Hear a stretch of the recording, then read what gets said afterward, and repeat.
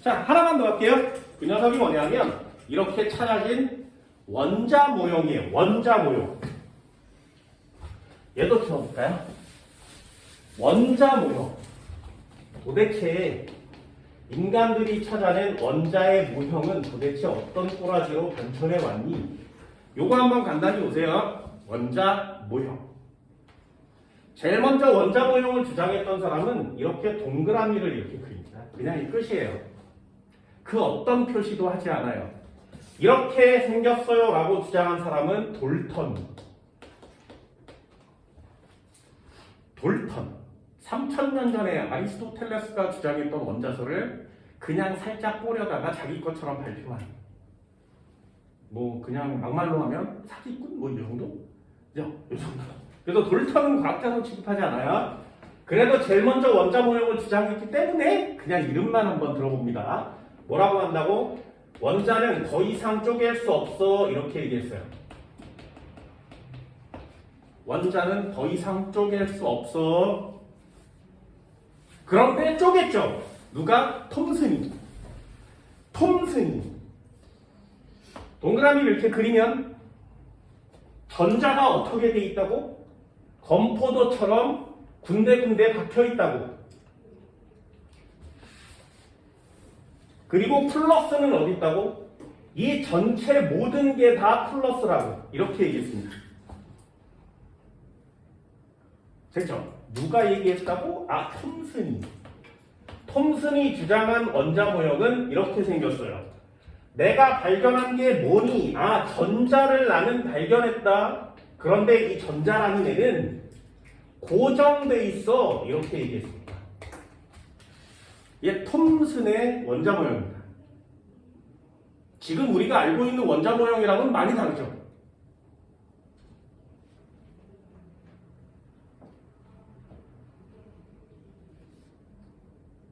됐죠? 아니야. 러더퍼드라는 사람이 나타나서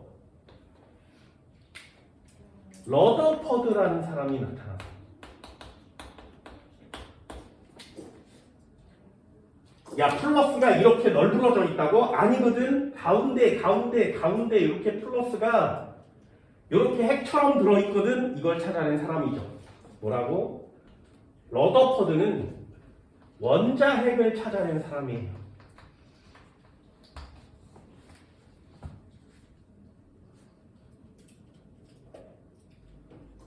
그래서 또 러더퍼드한테 물어봤어요. 야, 전자는 그럼 어딨어? 이렇게 얘기했더니 이 사람이 좀 제대로 대답을 했으면 되게 좋았을 텐데, 이 사람은 뭐라 그랬냐면 전자가 이 원자의 주변을 이렇게 빙글빙글 돌고 있다 이렇게 얘기했습니다. 그래서 전자는 지금 원자핵 주변을 원운동 중이야. 톰슨에 대한 자괴심이 되게 컸나봐요. 열등감 같은 게. 이기고 싶었나봐. 자기가 발견한 원자핵을 중심에 놓고 톰슨이 발견한 전자를 그냥 바깥에서 빙글빙글 돌아요. 이렇게 얘기했어요.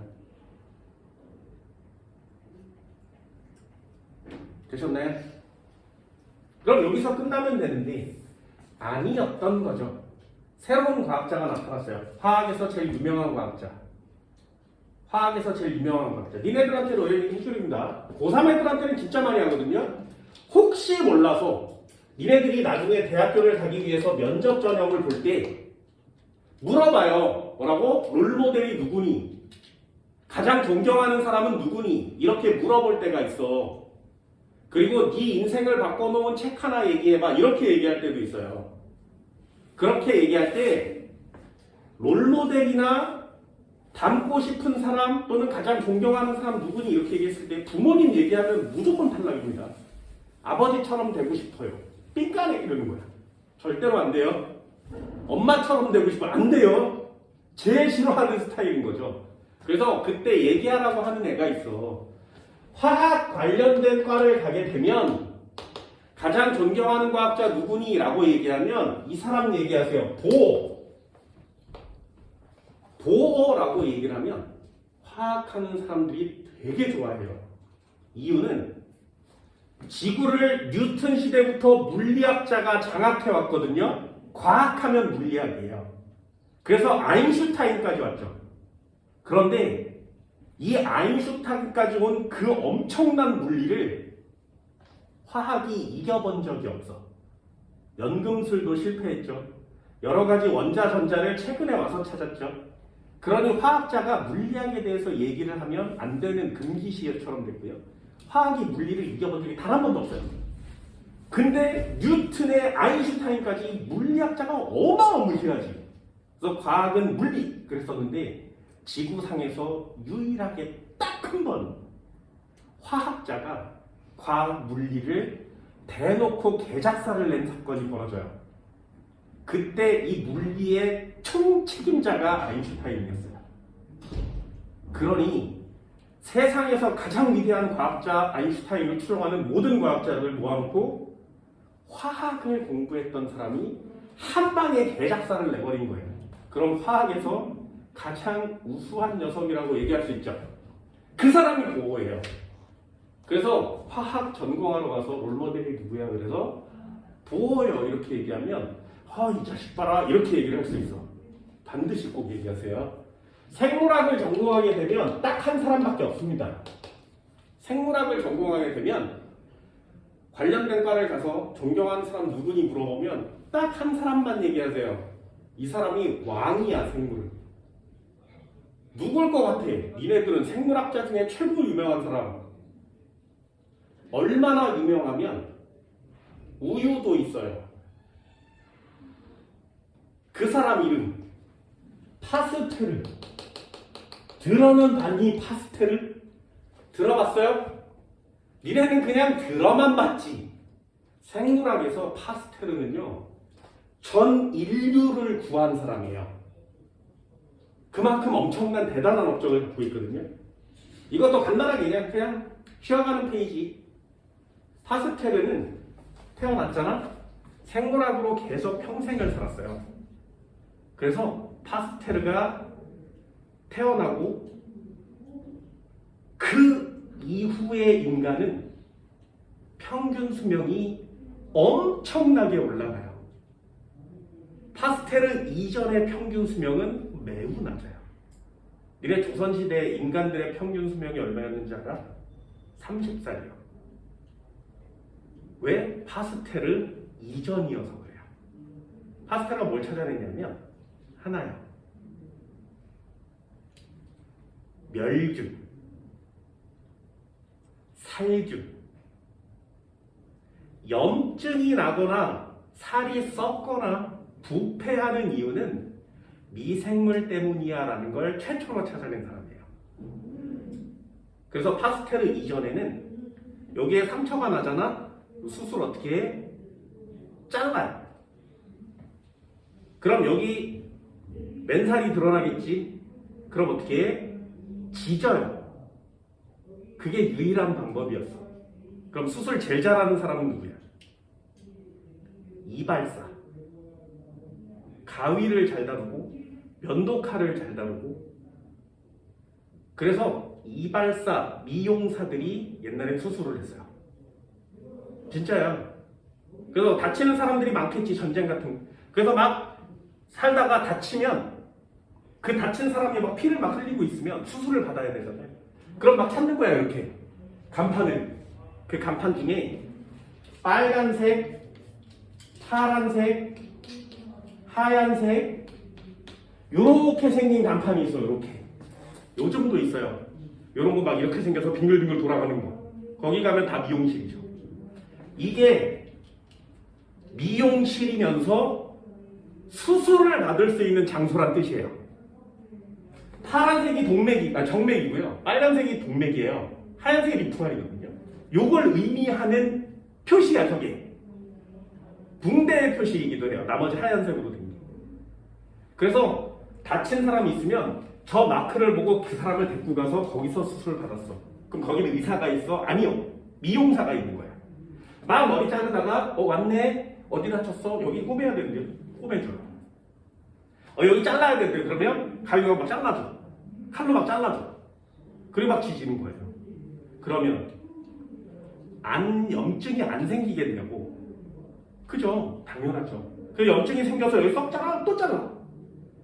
예전의 수술은 그렇게 했어요. 이 표시가 아직도 그래서 남아있는 거예요. 그런데 파스텔 이후는 어떻게 됐어?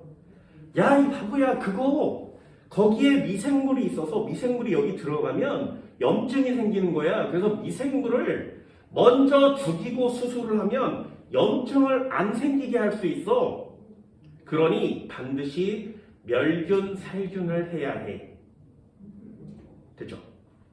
그 전에는 수술하는 의사들이 이렇게 수술을 해서 피가 막 묻잖아? 그러면 수건으로 이렇게 닦고 다른 사람 수술을 했어요. 손조차 씻지 않았어.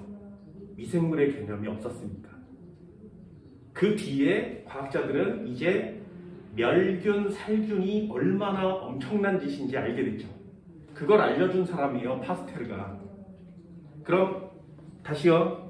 지구상에 멸균이란 단어가 없었겠지. 그죠? 그럴 필요 없었어요. 그게 뭔지 몰랐으니까. 그래서 멸균이란 단어가 파스텔 때 처음 생겼지. 멸균 니네 영어로 뭐라 그러는지 아세요? 새로 지구상에 태어난 단어. 멸균이에요. 영어로 뭐라 그러는지 아세요? 들어봤어요? 뭐라고 써있냐면 파스테라이제이션. 그 멸균이에요. 니네 우유 하잖아. 우유. 멸균할 때 끓여서 멸균하거든요.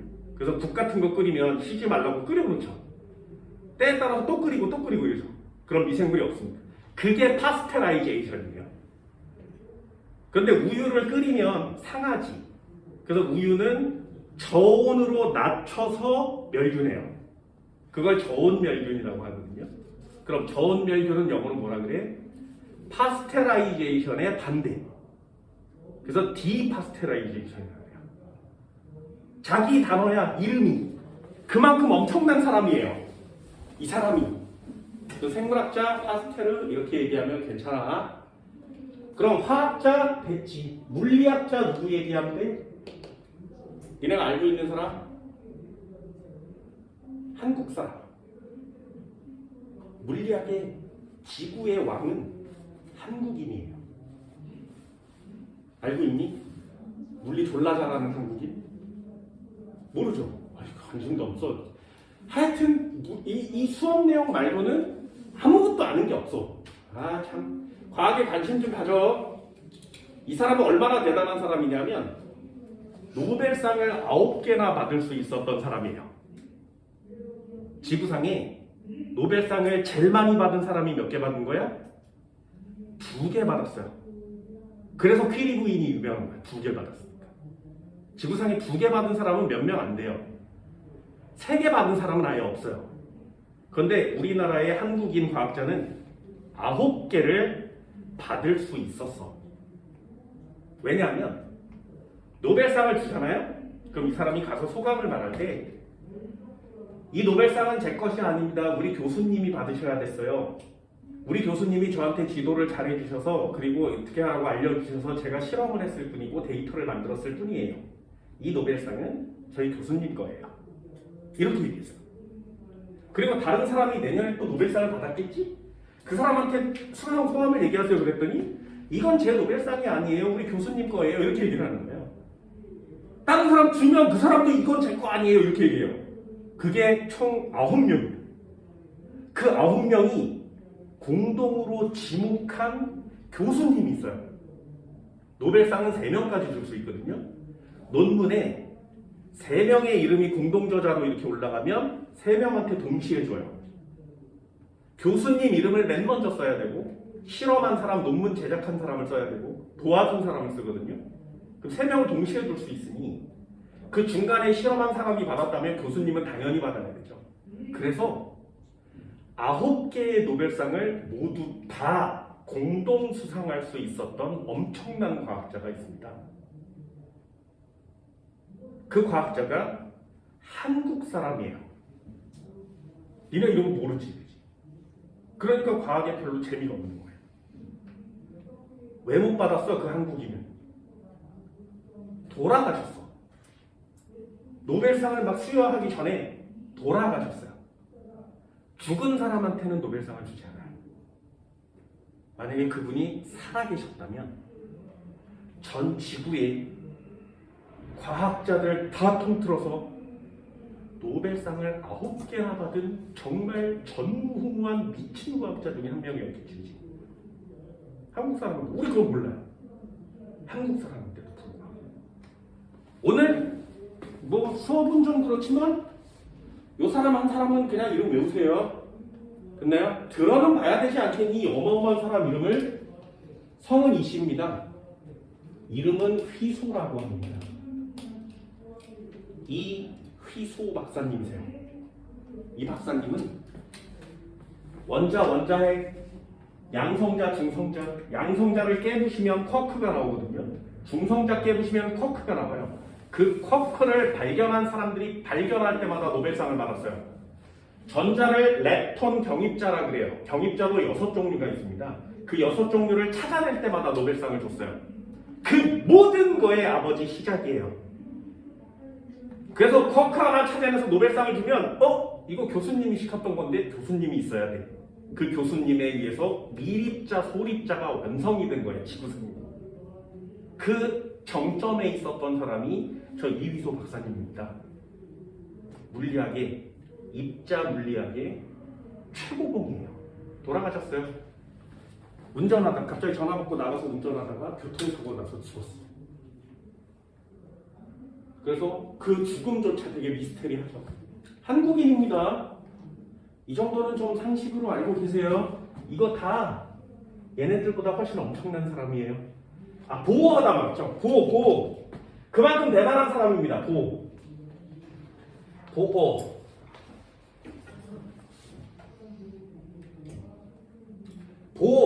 뭐라 그랬냐면, 아무리 과학이 발달해도 원자핵을 부정할 수는 없어. 그러니 러더퍼드가 얼마나 대단한지 알겠지, 그치? 대신에 이렇게 한쪽 방향으로 계속 똑같이 일렬로 전자가 도는 건 좀 이상하지 않니? 전자는 자기가 돌 수 있는 길이 정해져 있단다, 얘들아. 전자는 자기가 돌 수 있는 길이 정해져 있어. 잘 봐라. 태양을 중심으로 수금지와 목토 천해면이 자기 궤도를 돌지 않니? 이렇게 얘기한 사람입니다. 그래서 궤도를 돌아요 라고 얘기한 사람이 보어예요. 그러니 얘는 전자가 자기 궤도에서, 이 궤도에서 원운동을 해요 라고 얘기한 사람.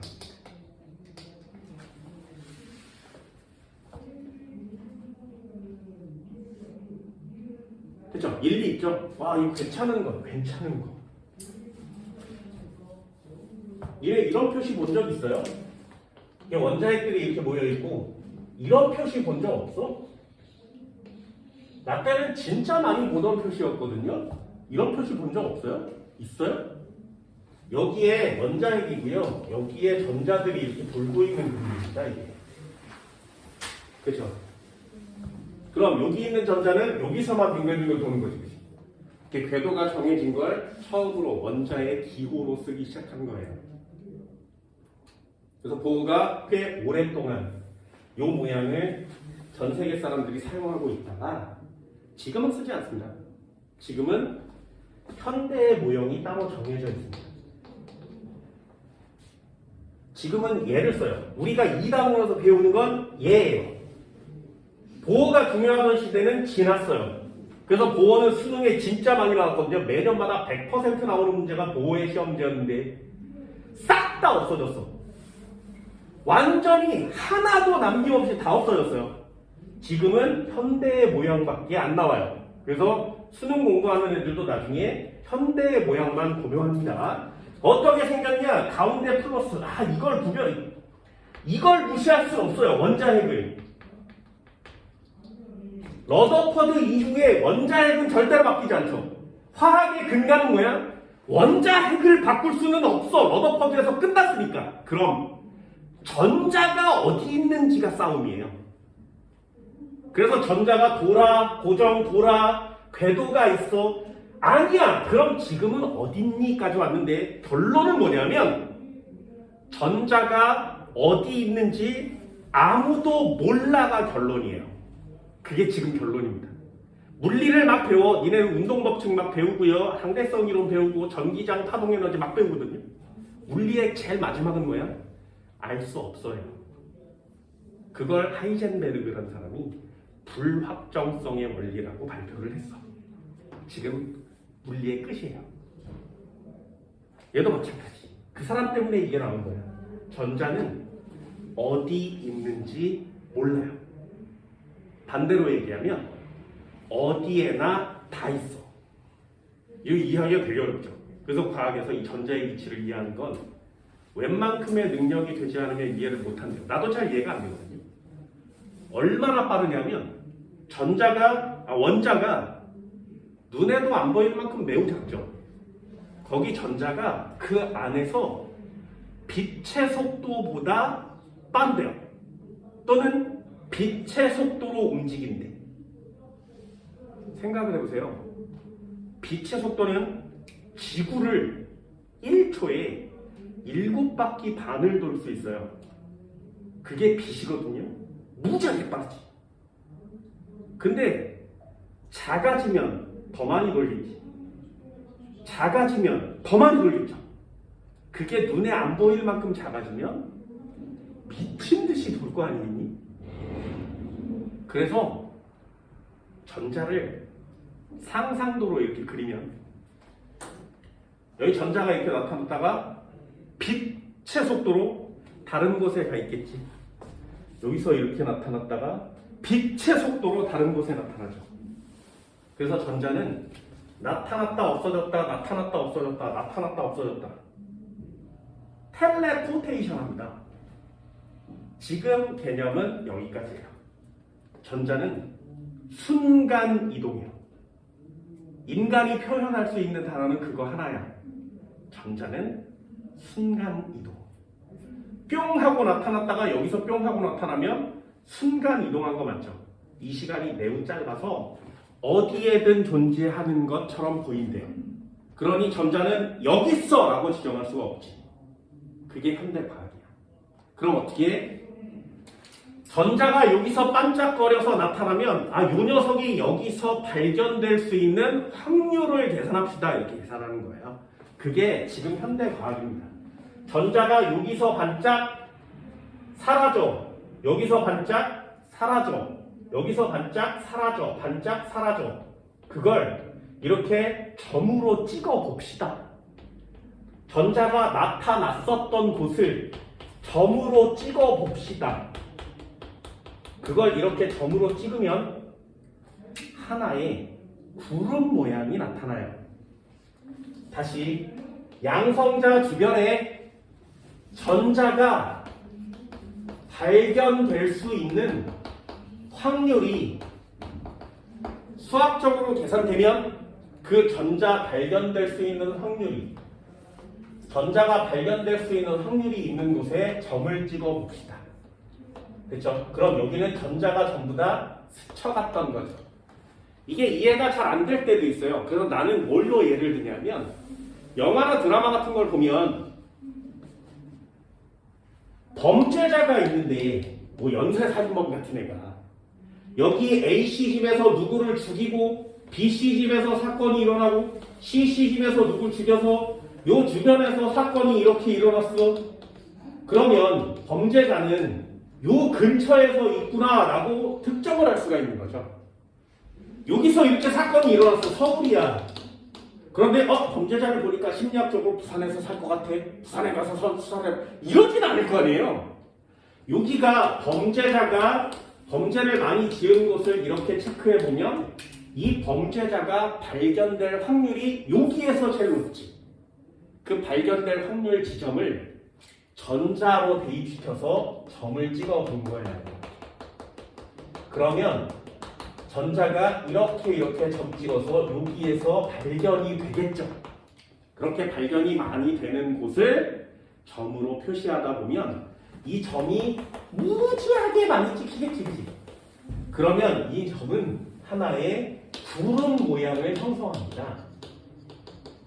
됐죠? 이게 되게 단어가 길지. 전자가 발견될 확률. 너무 단어가 복잡하고 수학스럽죠. 그래서 이걸 하나의 화학적 단어로 바꾸는 거예요. 그 단어를 오비탈이라고 합니다. 지금은 이 녀석을 배우는 과정이 화학에서 가장 중요한 과정이에요. 전자는 어디 있어? 오비탈 안에 있어. 이렇게 얘기하는 거예요. 다시요. 현대의 모형은 어떻게 쓴다고? 이렇게. 전자의 위치를 지정할 수 없어요. 그러니 전자가 있긴 한데 원운동하는 거 아니야. 원운동하는 거 아니야. 회전하지도 않아. 전자가 발견될 수 있는 확률을 함수로 계산을 해서 점으로 표시합시다. 확률을 점으로 표시하면 이렇게 구름 모양이 나타나는데 이 구름 모양을 뭐라고 한다고? 오비탈이라고 한다고. 전자는 오비탈 안에 있어. 이렇게 얘기하는 거예요. 됐나요? 우리는 이 녀석을 배우는 게 화학 1의 원자의 구조의 마지막 파트가 되는 겁니다. 됐나요? 마지막으로 간단하게 하나만 얘기해 드릴게요. 과학이 얼마나 신기한지 잘 봐. 진짜 이런 게 신기해야 돼요. 안 신기하면 나만 신기해. 여러분들도 신기하셨으면 좋겠습니다. 잘 보세요. 잘 봐. 니네 빅뱅 이론이라는 단어 들어봤지? 우주가 처음으로 빅뱅에서 한 점에서 시작한 거 맞죠? 그래서 137억 년 전에 어디 우주에서 빅뱅이 탐짝하고 일어났어요. 얘 일어나면서 커지기 시작하지. 얼마 동안? 10의 마이너스 34승초 동안에 쿼크와 전자가 탄생해요. 빅뱅과 동시에 쿼크와 전자가 탄생했어. 몇 초 만에? 10의 마이너스 34승초 만에. 그러면 우주가 빅뱅이 짱 하고 되는 순간에 쿼크와 전자가 생겼다는 얘기지. 시간이 지나서 3분이 됐을 때 양성자, 중성자가 모이고 원자핵이 태어나요. 3분이 됐을 때 전 우주에는 원자핵과 전자가 막 있었어. 그 상태로 우주가 점점 커집니다. 빛의 속도로 멀어지겠죠. 졸라 빨리 커져요. 몇 년 동안 커져? 38만 년 동안 커져요. 38만 년이 지나면 우주가 무지하게 커졌겠지, 그지? 그때 원자핵이 전자가 있었는데 옛날엔 졸라 빨라서 잡을 수가 없었는데 천천히 느려진 거예요. 38만 년 동안. 전자를 보니까 되게 느려요. 그래서 인력권 안에 전자가 들어온 거야. 그래서 원자핵을 중심으로 전자가 존재하기 시작한 거예요. 최초로. 그게 빅뱅 이후 38만 년입니다. 그럼 원자핵과 전자, 원자는 우주에서 저절로 생겼지. 그죠? 누가 전자 너 이리 와 그래서 집어넣어 준 거 아니죠. 저절로 생겼어요. 됐죠? 이제부터 신기한 거야. 우주가 생겨날 때 저절로 원자가 생겼는데 원자핵이 있었어. 전자가 들어오면 원자가 되겠죠. 들어올 때 말이야. 원자핵이 있었지. 첫 번째 전자가 들어왔을 때 그 전자가 어디에 있겠니? 바운더리가 정해져요. 첫 번째 전자야, 너 저기 벗어나지 마. 그래서 첫 번째 들어온 전자는 진짜로 이 동그라미 원 안을 잘 벗어나지 않아요. 그래서 발견될 확률이 있는 함수를 찍어보면 살짝 살짝 일탈했다가 다시 들어와. 확률은 여기서 멈춰요. 전자가 두 번째 들어오면 어떻게 돼? 두 번째 전자야, 너도 이 안에서 벗어나지 마.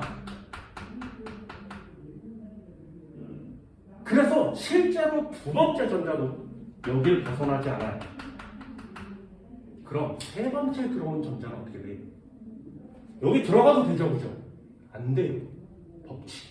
세 번째 전자는 어떻게 돼? 야, 세 번째 전자, 너 두 번째 전자 여기 못 들어가. 여기 밖에서 놀아, 밖에서. 그래서 여기 밖에서 놀아요, 세 번째 전자는. 네 번째 전자 들어오면 어떻게 돼? 야, 너도 밖에서 놀아. 딴 데 들어가지 마. 절대로 밖에서 놀아야 돼. 밖에서 놀아요.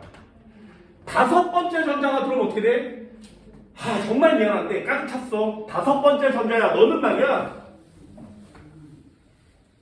여기서 놀아. 그래서 이상한 모양의 구조를 만들어줘요. 여기서만 놀아요. 여섯 번째 전자 들어오면 너는 여기 노란 데 들어갈 수 없어. 여섯 번째 전자야, 너는 여기서 놀아. 그 전자는 여기서만 놀아요. 다른 데로 절대 가지 않아요. 여기서만 놀아. 일곱 번째 전자가 들어오면 야, 너 다른 데서 놀면 안 돼. 여기서 놀아. 우주에서 저절로 만들어졌거든요.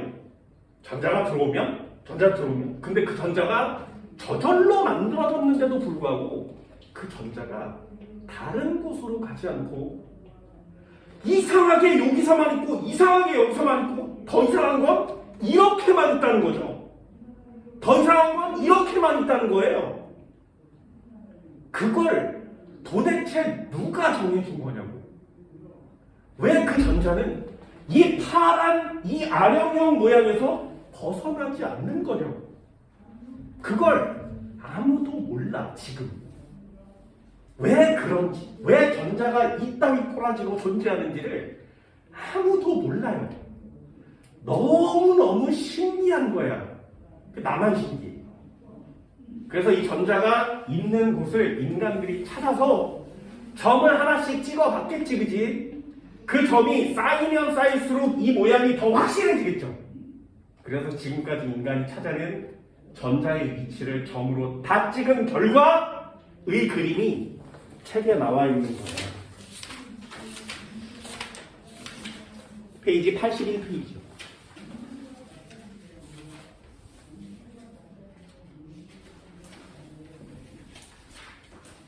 (81페이지) 보면 동그란 모양도 있지, 길쭉한 모양도 있죠. 여기에 전자가 존재하는 공간인 거예요. 이게 안 신기하지? S오비탈, P오비탈 시험에 나오는 단어만 외우지 마시고요. 이런 것들이 좀 신기해졌으면 좋겠습니다. 됐나요? 원자구조 여기까지 했고요. 앞으로 이 엄청난 미스터리를 갖고 있는 오비탈에 대한 내용을 배우는 게 화학의 2단원의 앞쪽 파트가 됩니다. 여기까지 할게요. 다음 시간에 봐요.